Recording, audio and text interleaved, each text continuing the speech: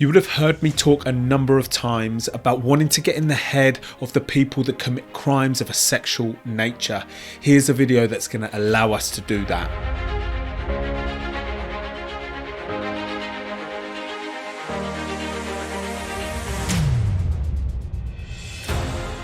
Okay, so I believe that one of the ways we can find out more and try to understand why so many people are committing sexual crimes is by speaking to the people that commit them.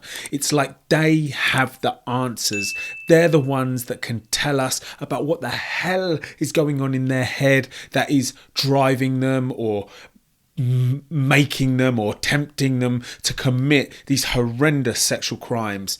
So this video is from a YouTube channel called Soft White Underbelly, a fantastic YouTube channel actually, where this guy is just interviewing people, and this man has an interesting story and one that we could probably draw a lot of information from. So let's get into it.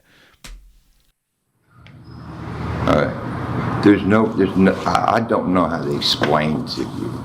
I don't know the words to tell you what it feels like to truly fucking be alone and have no one. I don't know the words. I can't describe it. It feels, you know, it's been 40 years, I'm still crying.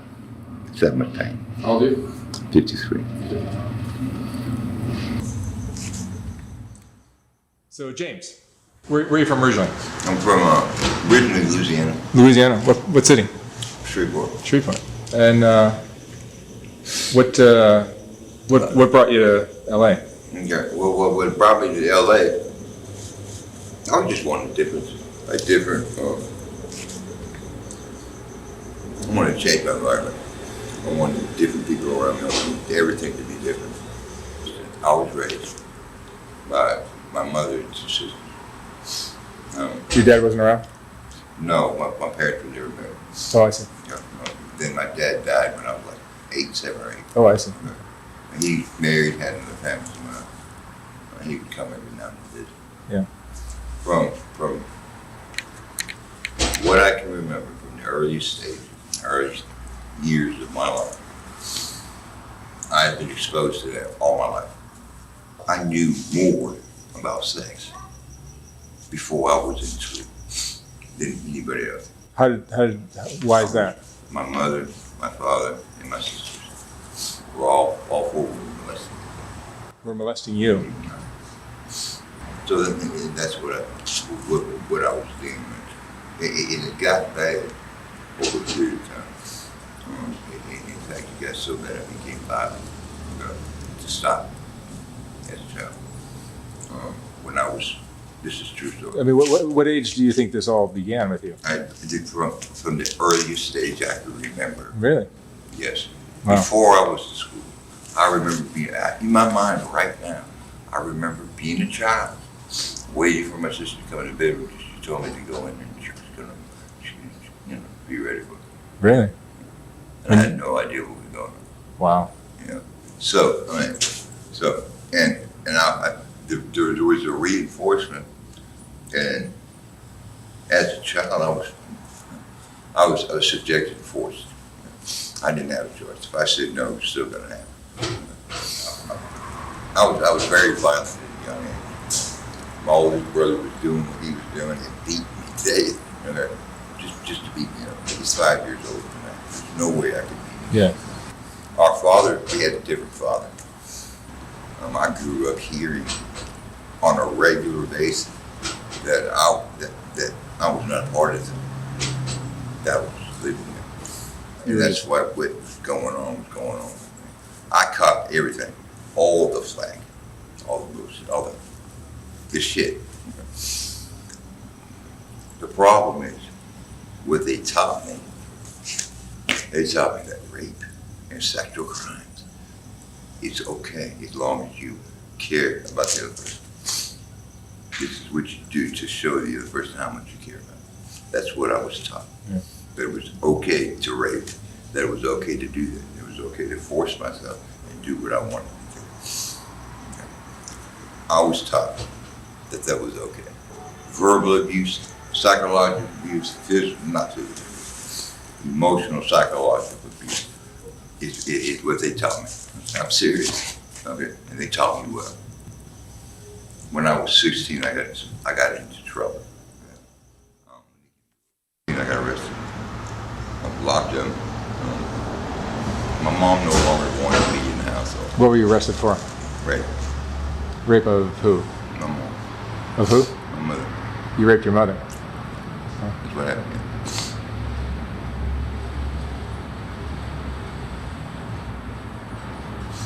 And this is fucked up. This is fucked up.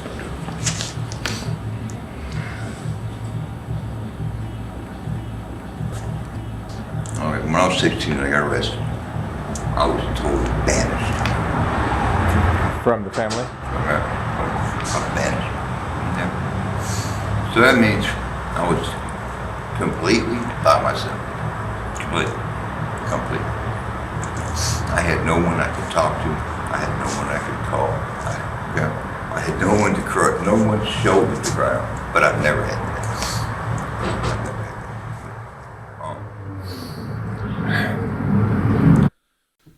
that.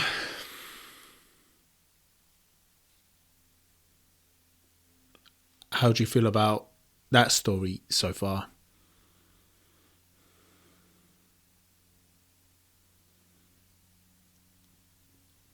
Do you feel like the fact that we now know that he raped his... At the start of the video, it titled this guy as rapist, right? And then we hate him. We automatically hate him. Then he starts talking about his horrendous, abusive childhood, which is unimaginable in with the detail that he described. Then do you have any more, even 1% more compassion for him after seeing the title at the start of this presentation as rapist? Do you, I wonder? Do I? How can I ask you a question and not answer it myself? That is a cop-out by me. Do I feel any more compassion after hearing about his abusive past when he was labelled, the producer of this video labelled him as a rapist? I don't. I feel like this is a difficult path to tread. I'm going to say no, I don't feel any more compassion because I don't want to feel compassion but to anybody that rapes anybody, right? Regardless of their past. I don't want to feel compassion. Maybe would I say maybe understanding of how a human being could come to that action after having a horrendously abusive childhood? Is understanding the right word? I don't know. I don't think that is the right word either. I think what I'm trying to say is, after hearing his horrendously abusive past, maybe you can put the pieces together about how he ended up as being titled as a rapist. Now, he then includes that he was 16 at that time that he performed the rape.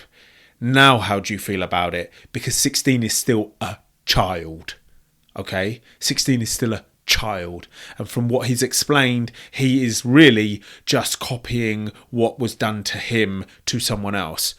So then I ask about these levels of compassion and understanding. Then do they increase a little more because he's not of a developed, matured mind? Okay, so I wonder where the compassion levels or understanding levels, and I apologise, I don't have any better words than those two words. Then we find out that the rape that he carried out was against his mother, who was essentially raping him as a child. Now, where are your compassion and understanding levels? Have they increased? Because the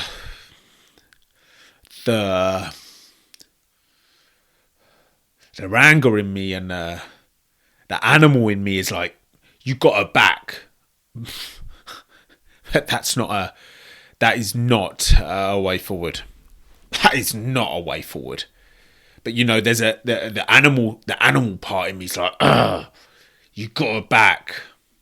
Again, as I allow myself to feel that is not a correct. Okay, maybe I have that initial response, but that's not a response to ride with. That's not a response to carry us forward here.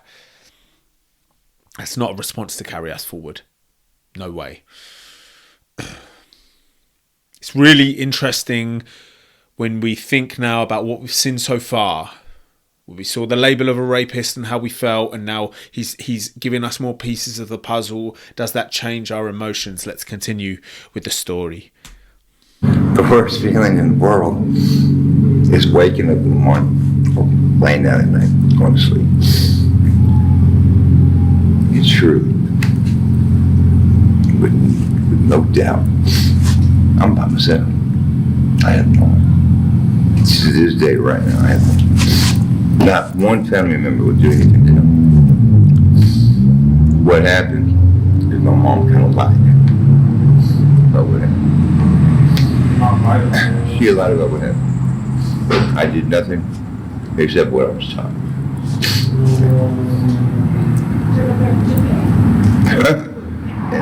Because for me, I didn't know the difference. I truly did not know the difference between right and wrong session. I was different, and it was through experience that was perfectly normal and all that. That was a form of self-expression. So I'm 16. I'm talking to the judge. He goes, "What happened?" I tell him, I said, "Judge," I told him the first time my mom was. She actually talked to me after that happened. And she asked me why I did that. I said, "What do you mean why I did that?" And she said, "Why did you lie?" I said, "Mom," I didn't lie. She goes, "You don't remember that day?" I said, "I remember every motherfucking thing. I remember everything." I was like 4 or 5. She said, "You're lying. There's no way you could remember that." But I did, and kids do.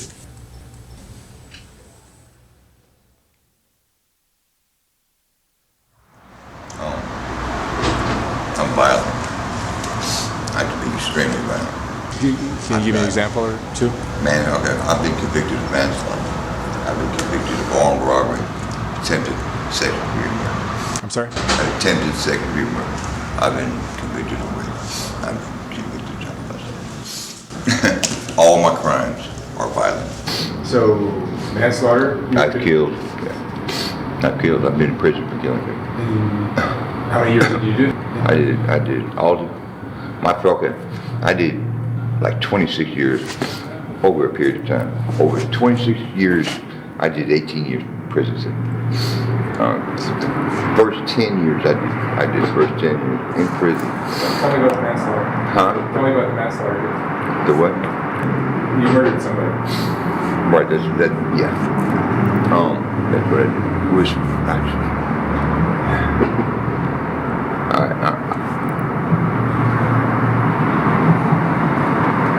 don't know. It just sort of happened.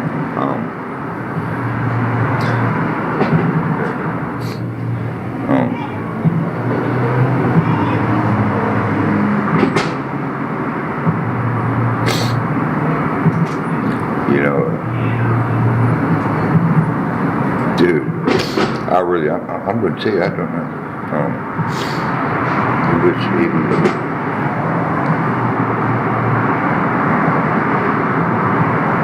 I really don't know. I just did it.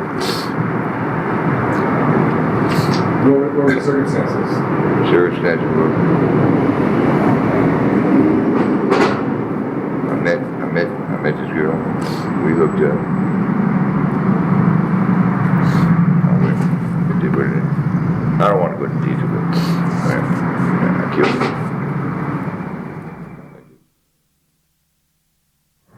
I do what I want, and there's nobody gonna change anything about me.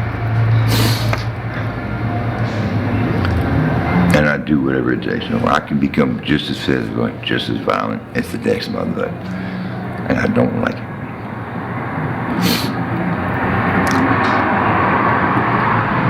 When's the last time you were violent? I can't. Without incriminating myself, I can't say. Yeah, but 2 weeks ago.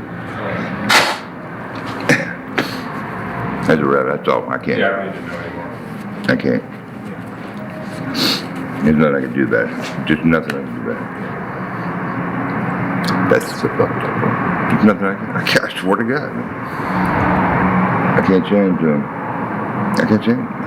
I've tried, but I can't. God damn. That's like taking a soldier, putting them in the army. This is what they do, man. And they tell him it's okay to kill. It's okay to kill. He's got a gun, he's the enemy, kill him. You're supposed to do. Kill the enemy. Kill the enemy. Kill. When he gets out the service and he kills the dude he gets in the fight with, they're putting him in prison and telling him it was wrong. Well, son of a bitch, you trained him and told him it was okay. Okay, that's my point. That's my point. Okay, let's talk about that. So, he is using this metaphor. If you put somebody in the army and train them to kill the enemy, when they come out of the army and they kill, and then you put them in prison and tell them that for a period of time and punish them, tell them that they were wrong. What I got from that is he's explaining that story because he's saying he was trained as a child to rape and force people into sex and various other things. That was the way his family taught him what to do, and he was under the impression that that's the way you just express yourself and it was okay to do that. And now that he's out of that family and he's a grown man, he's still doing it and they're punishing him for it. Something like that. I don't think I did a very good job of summarising that, by the way, but I think everybody followed along with that. It's definitely a interesting metaphor that you use there. And just for a glimmer, just for a moment there, you could get into his head about, just get deeper a little bit more. You could get a little deeper into his head, I thought.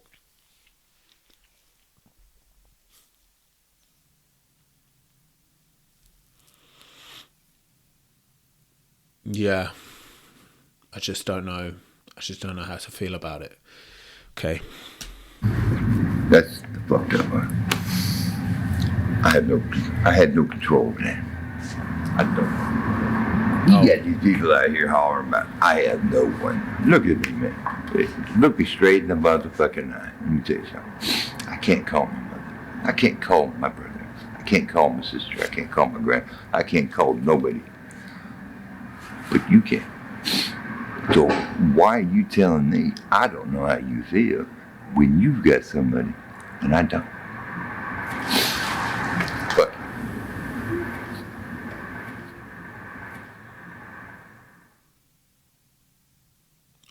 okay.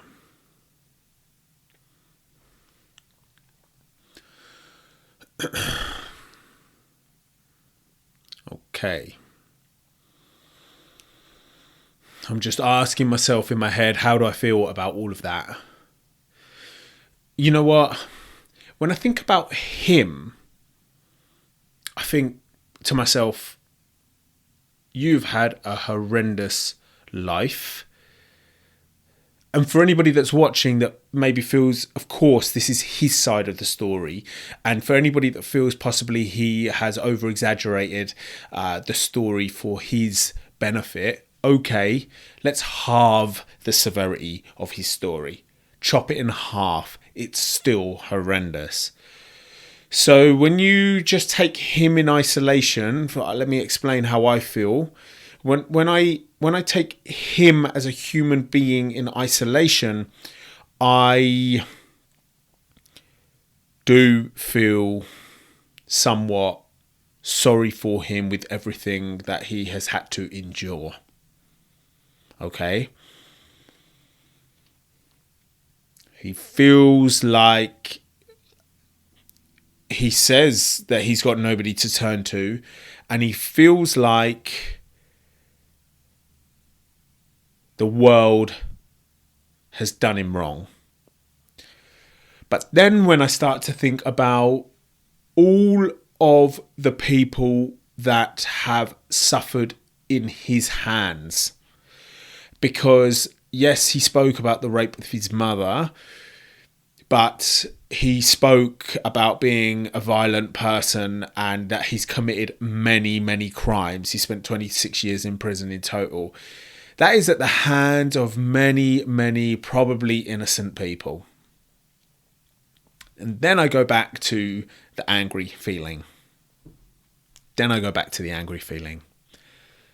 kind of dissolves all the compassion that I have for the human being that he is, that went through all the things that he did. Maybe I can allow the compassion and the anger to exist simultaneously. Maybe I have to do that because I can't seem to pick one side. And why do I need to pick one side? I know I don't need to, but what a life. What a life. Wow. And for some time, whenever I'm complaining about something minor or getting irritated by something minor, maybe I think about this guy's story and the chaos around it. The chaos around his life. The outgoing chaos that he gave out and the incoming chaos that he received. Okay. I want to do more of these videos from Soft White Belly. I'm just going to do more of them. He's interviewed lots of people. I did do a couple about a year ago, but I didn't do any for a long time. And I'm now becoming very, very interested in what people have got to say that actually committed the crimes. So I'm going to continue investigating. I hope you found this one informative in some way, and it's been thought-provoking for you as well. It certainly has for me. Thank you for watching.